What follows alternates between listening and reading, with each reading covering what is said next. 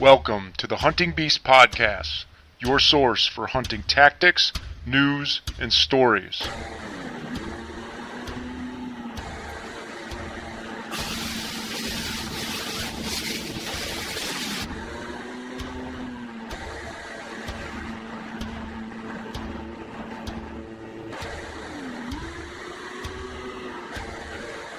And now your host, Mario Traficante.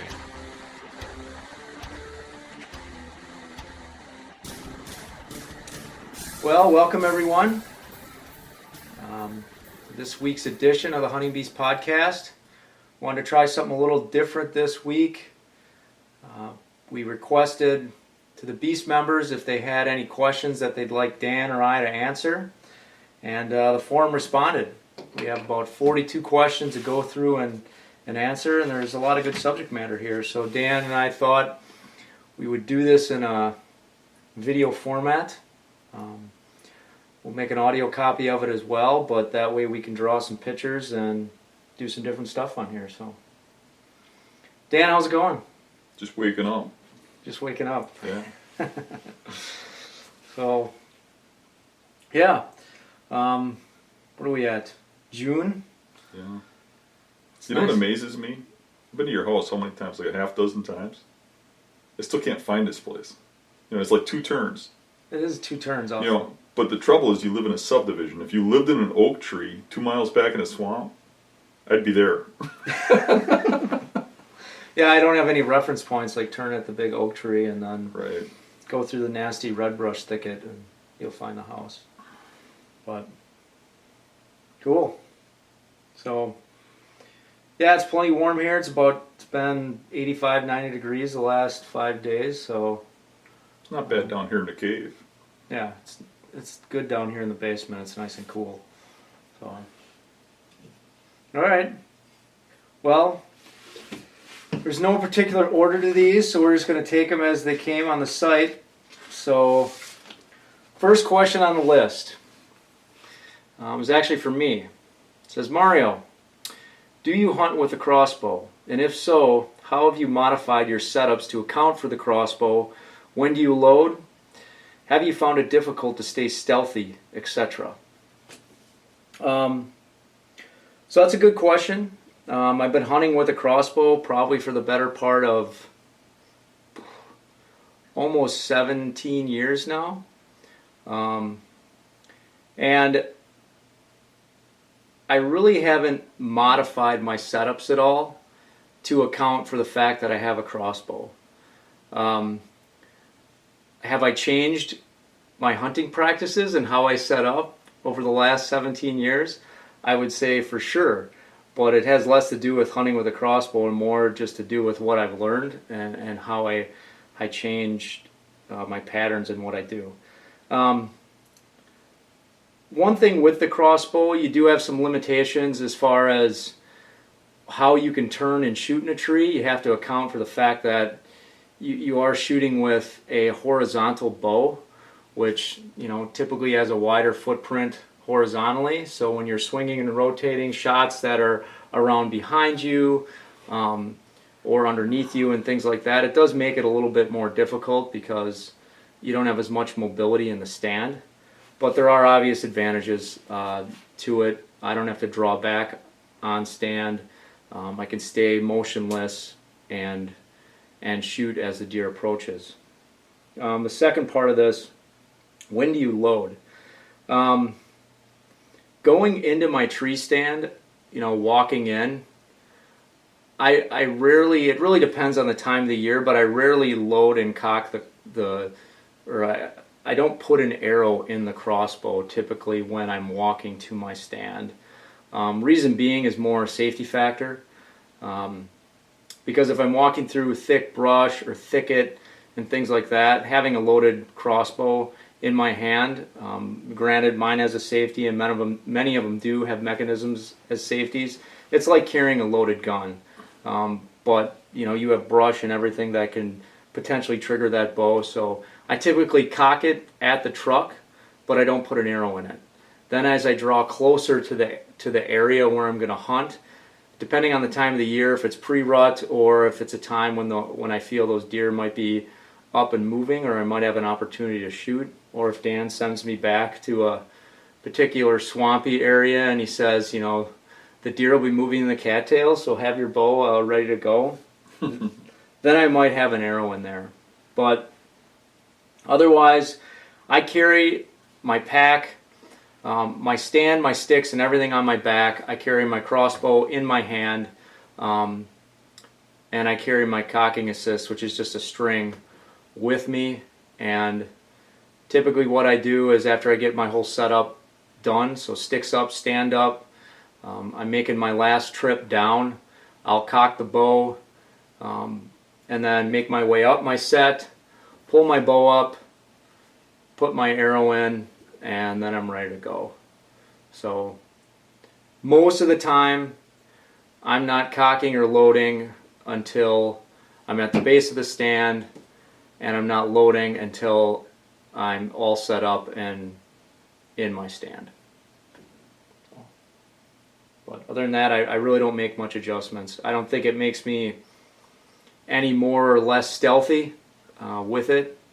And to be honest, there's a lot of different variety of crossbows that are on the market. I shoot an Excalibur, and the reason why I like it is because it's a recurve and it's simple, and there's not a lot of moving parts, and they're really resistant to the type of hunting that we do, which is walking through a lot of thick cover, walking through marshes and swamps.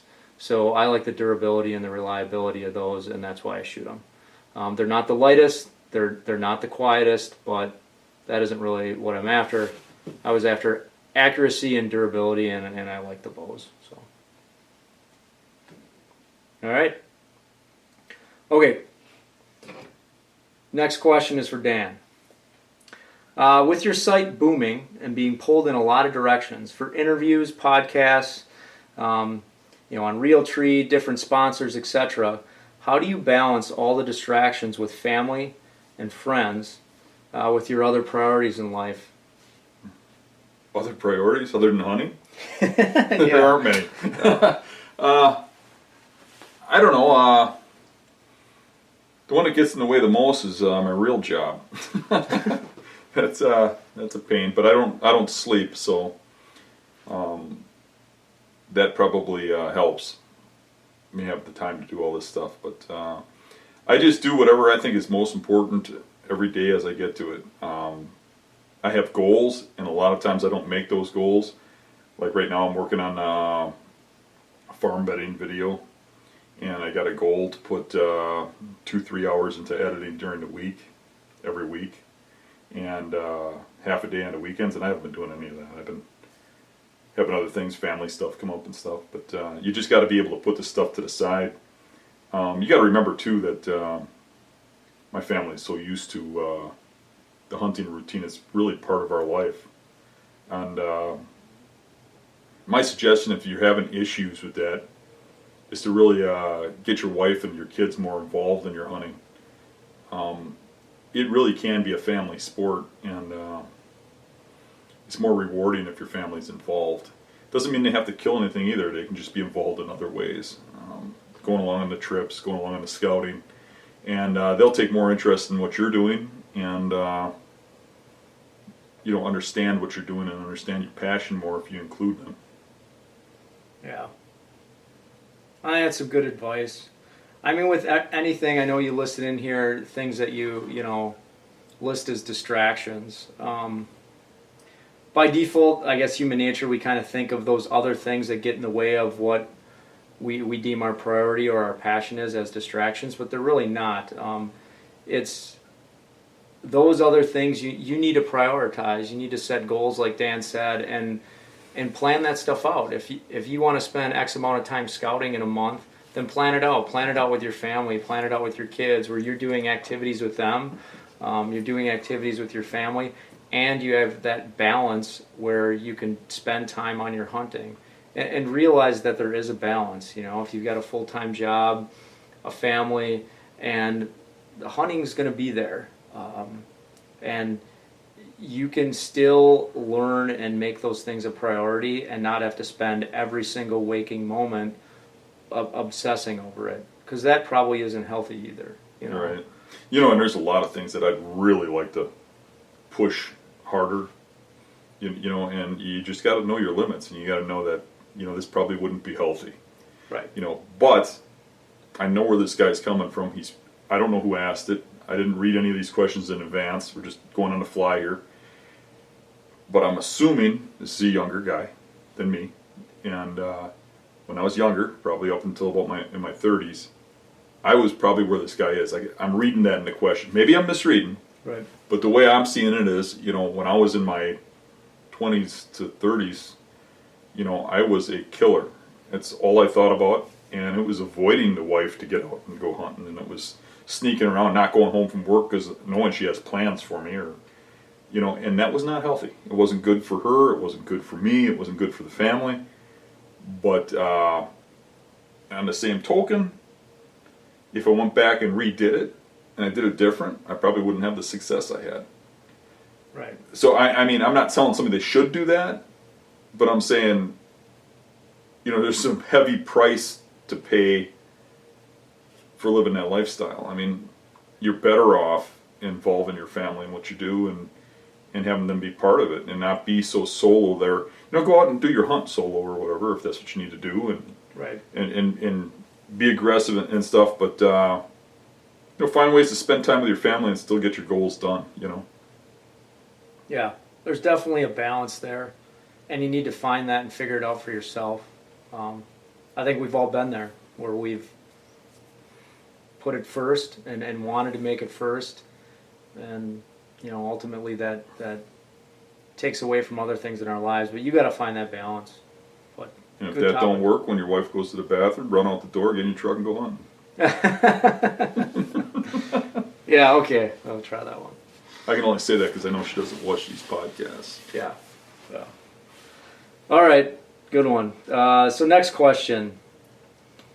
So, okay. So this is kind of back to the crossbow question. I answered this one a little bit before, but it said, I'm especially interested in the crossbow stuff. How do you pack it with your stand and sticks? How do you tune your broadheads? So two good questions. The first one I kind of covered already before. I don't do anything special to pack it in or out. Again, I carry it in my hand. My stand and my sticks goes on my back, and I carry my crossbow in my hand. Now, there was one exception to that. It's always the funny story I tell where Dan, it's like the second time we actually hunted together, where he sent me out to this remote island where I had to go like a half mile or 3/4 of a mile through all this thick, nasty stuff. And that I actually went in with it in my hand, and then on the way out, I just had to navigate with my compass. So I wrapped up my crossbow in my jacket, bungeed it to my back with my stand and everything else, because it was so thick, the stuff I had to walk through, and I just had, you know, my compass and my You wouldn't catch me back there. my compass. I have my compass and my GPS in one hand, and I, you know, navigated out. But I don't try to do any. I know they make like backpacks where you can hook your crossbow on and other things like that. Can I interrupt you for a second? Yeah, go ahead. You know, you go in there with it cocked, but no arrow on it, and for me that would drive me nuts because I'm always thinking I'm going to walk up on a deer or something. You know, I could see taking the arrow off when I went through something thick, but I think I'd be ready. Yeah. You know, that's just me. I mean, I even knock an arrow on my bow sometimes when I'm going through an area where I know I'm in big buck traffic, you know. And I probably misstated that a little on the side of safety and caution. I mean, a couple of the areas that I hunt, because I know them really well and I know the path that I'm walking to take there, I would put an arrow in while I'm walking in. For kind of the same reason that Dan said, is that I know what I'm going to be encountering and going through, so there's less variables or unknown. So carrying in a loaded weapon isn't as big a risk in that case. But if it's going to a new spot that's a thick spot and I'm going to be treading through a bunch of thick stuff, then I'd be more cautious with You that. think about it, the buck I got last year. I got it walking in. Yeah, I was walking to my spot when I shot it. yeah. And I would definitely, I know they make like crank cocking devices, and depending on what you're used to, I've gotten practiced a lot and gotten very proficient at just using a regular cocking string to both cock it and uncock it. And Excalibur has some good videos out there on how to safely do that with their crossbows. I'm sure other crossbow brands do as well, but that's a pretty proficient way in the field to do it. And the cocking string is literally, a few ounces of equipment that fits right in your pocket. So it's not too bad. All right. So this question is kind of funny, but this is for Dan and Mario. What's the biggest difference between the ordinary buck bedding and the cherry stuff that Dan chooses to hunt? I'm going to go back and find out who wrote that. Ordinary buck bedding. When I look at the posts on the Beast, and I look at all the posts about guys that are just starting out excited about finding buck bedding, there's a little bit of me who thinks, they probably just found some beds and now they're all excited, but you hate to take the wind out of their sails because they're getting somewhere. They're making progress. But I walk past a lot of bedding that a lot of other people are probably hunting to get into the good stuff. And what I'm really looking for is I'm bypassing all the bedding that's just like, okay. And I'm looking for the stuff that's where it belongs. When we're pointing out those overlooked spots, we're pointing out those little points and fingers, the tips, those big bucks are where we say they are in those videos. The rest of the deer fill the void. They're in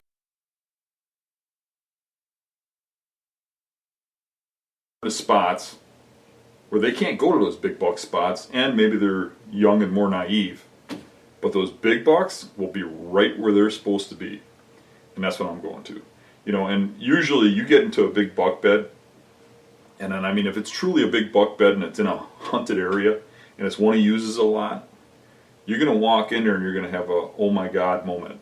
You're going to look around and go, wow, he's got the perfect spot here. This is where I would hide if I had a buck's senses. And there's going to be like an amazing thing, like this is perfect. It's exactly what they talk about. He's got his back up against the tree, he's got the wind going over it, he can see everything, you can't get near him, and he's where nobody would ever guess. And that's where we're killing those big bucks.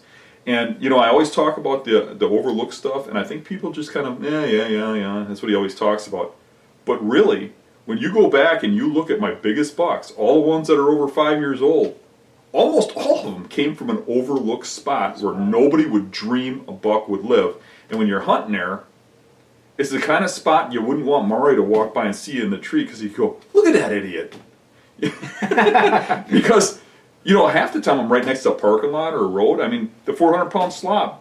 You could have parked where 50 cars park every day to go hunting and thrown a rock and hit him. And he was bedding there every day. I'm sitting there glassing him, and I'm driving a station wagon with, I brake for raccoons on the side of it so nobody know what I'm doing, reading a newspaper every time they look. And I'm glassing this thing, waiting for the right wind until I moved in and killed him. He's right alongside the parking lot. And it's time after time after time again that I'm killing these big bucks like that. You take this big public marsh, 6,000 acres, and I can take a magic marker and cross out 90% of it and go, I know there's no mature bucks in this section. And that 10% that's left might be 50 acres that I have to go check out in 7 little different spots. And I'll go check those spots. That's all that matters. Because if there's a huge buck in there, that's where he's going to be. He's not going to be in the rest of that void. And most of the guys that are like, well, I'm finding the beds, but I'm not killing the deer, they're going out in the middle of the woods like everybody else. They're finding rubs and stuff and then some beds nearby. And that's not where the big ones are. They're off to the side. They're hidden. Think of them as if they're super intelligent. Now, we know that deer aren't, but think of them that way. And when I go into a woodlot, there's one thing I'm looking at, or public property, is I'm thinking about, where's he hiding? It's a whole different concept than other people, I think. But I go in there and I hunt a spot. I don't see nothing. I'm like, okay, this one's down. Where could he be? And I'm trying to figure out how that buck's got some niche where nobody's seeing him, nobody's killing him. Because if he's obviously in one of these spots where everybody goes and people walk by all the time, even if it's once a week, he's going to get seen, he's going to get killed. He's got a hiding spot in there where nobody goes. And what you got to do is keep thinking, where does nobody go? Where aren't they? And then find the bedding areas in those spots that match the terrain features that we talk about. I mean, you can't just have an overlooked spot that's a high grass field. Right. I mean, there has to be the terrain that they need to hide them, to give them the bed, to give them the wind, to give them everything they need, but in a spot that everybody's walking right past. You know, a lot of my spots, guys are walking 2 miles out to the middle of this marsh, and I'm getting out of my truck waiting until nobody's looking and hunting 100 yards from my truck on the side of the road. You know, and that's where the big bucks are. Yeah. And I know a lot of you guys are going out and to your public spots and you're scouting and you're trying to find beds and you're trying to decipher, you know, is this a doe bed, a secondary buck bed, tertiary buck bed, or is it primary buck bedding? But Dan and I looked up a bunch of spots. You know, we went to around central and northern Wisconsin and did some scouting this spring, and I had like 6 different spots that I picked out for a weekend, and Dan volunteered to come and take a look at each one of these spots with me. And these had been spots that I had known about and kind of had in the back of my mind that I wanted to check out. And I had maps of each one and areas that I kind of wanted to pick out and see. And the difference, you know, during that day, I took an observation of how I was thinking as I was walking through these spots and what I was looking at. And then I was trying to observe how Dan was walking through these spots. And one of the biggest differences is I guess the sign that Dan was noticing and the sign that I was noticing. You know, as I was walking through, I was picking up on, you know, maybe every little rub that was here, every crossing trail that was coming across, maybe the main trail we were on. In those same scenarios, Dan was picking up on the fact, well, there's a neighboring field right here, and I can see sign of where the hunter has hunted the border to the neighboring field. So that crossing trail where that tiny little rub is, he wasn't paying attention to because it was getting pressure from the neighbor. We got to a spot on one of the properties where we had to cross a stream, cross a creek, and we got to a transition where there was a hardwood transition with a parallel trail that ran that transition, and then it went into swamp.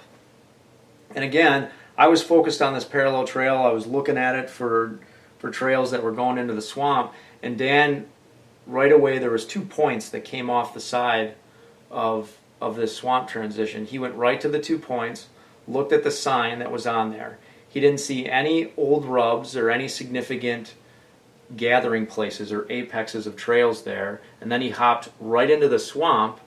And did we find beds? Yeah, we found some beds, but they were all little ones. They weren't ones that looked like they were being used year after year.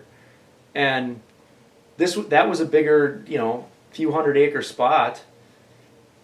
And what that spot we were looking at was probably an acre in size. And Dan turns around and goes, you know, I was just barely getting out there and looking at these beds, and he said, I'm ready to go on to the next spot. I've seen what I need to see. If there was anything big living here, we should have saw a sign in this spot that would indicate it. Mm-hmm. Yeah, if you remember, I mean, some of those spots you're looking at were quite large.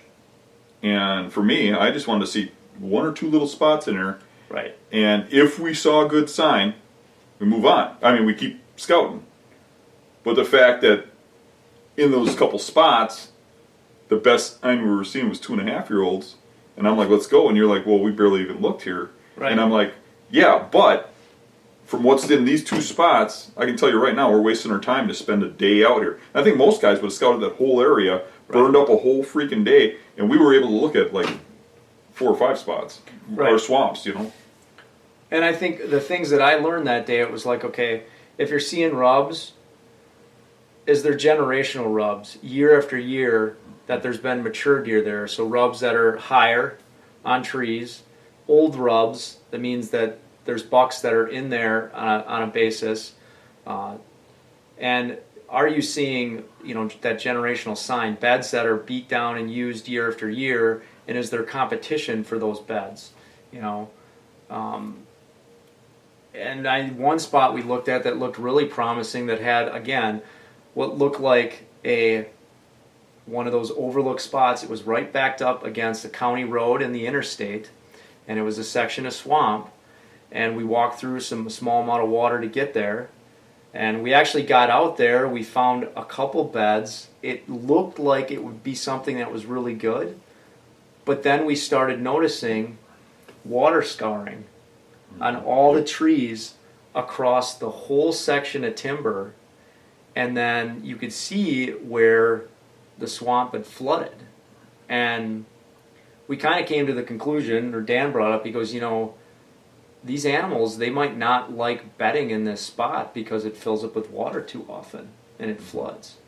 And you could see the water scarring from where we were standing. If it was up, we'd be standing in 2 or 3 feet of water and the bedding would be submerged. So, and again, that rode off. We just looked at an acre or two spot, and it took away a 50-acre, 60-acre parcel. Yeah, the water scarring gave us an assumption. Right. But we still went out and checked a couple islands in the cattails. Right. We still went and checked a little tiny pothole.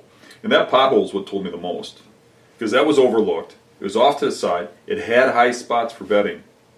But what it didn't have was any big buck sign. It had buck sign, but not big buck sign. And that told me, move on to the next property. Right. And it was off the beaten path from where the parking lot was, which was about a quarter clip down the road. Yeah, you had to go around a river and walk up the road a quarter mile to get to this little spot off to the side. Right.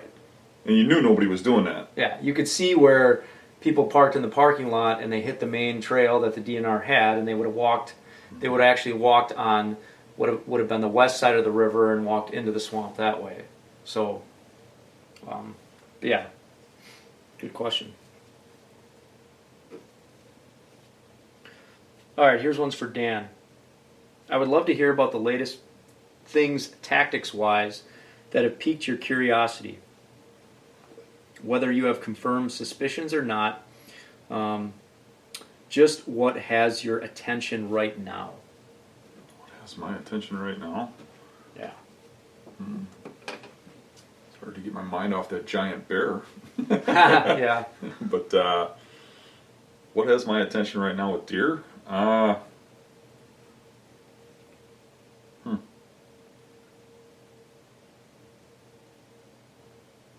don't know. Let's skip that and go back to it unless you have anything.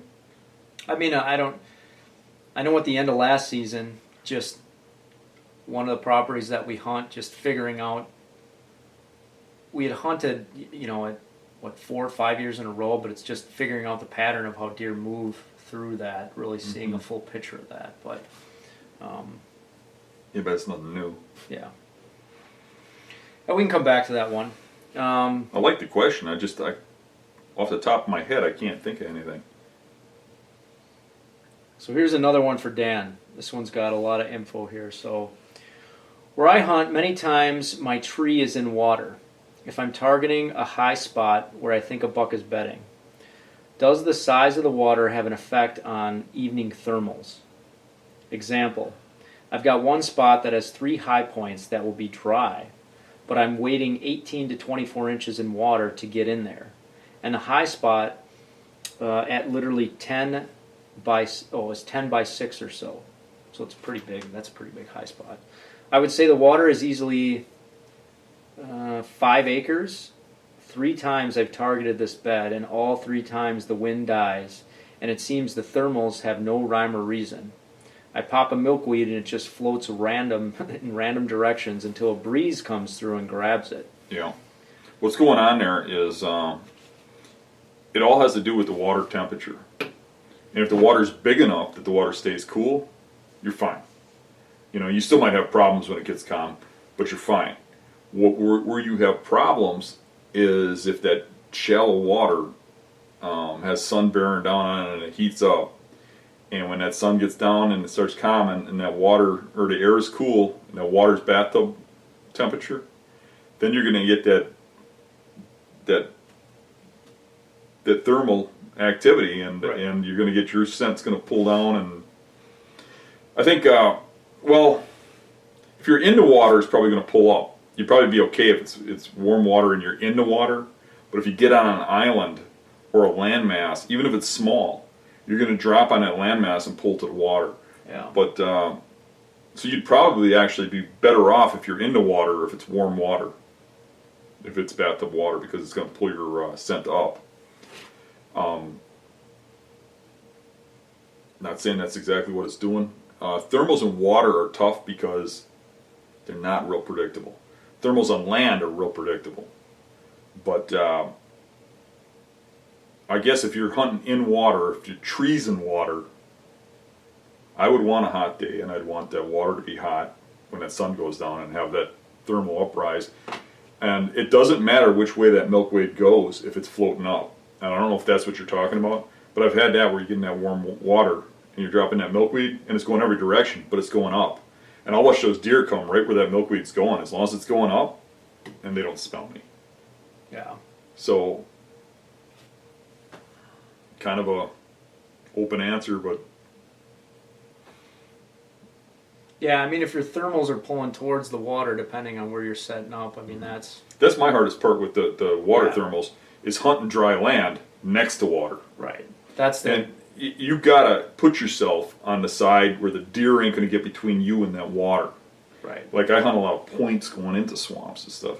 And if you put yourself, in position to shoot and don't think about those thermals because you're thinking about the wind, that's where you get in trouble. When you're hunting in the water, if that water is warming and it is affected by thermals in the evening, it should be rising. You should be okay.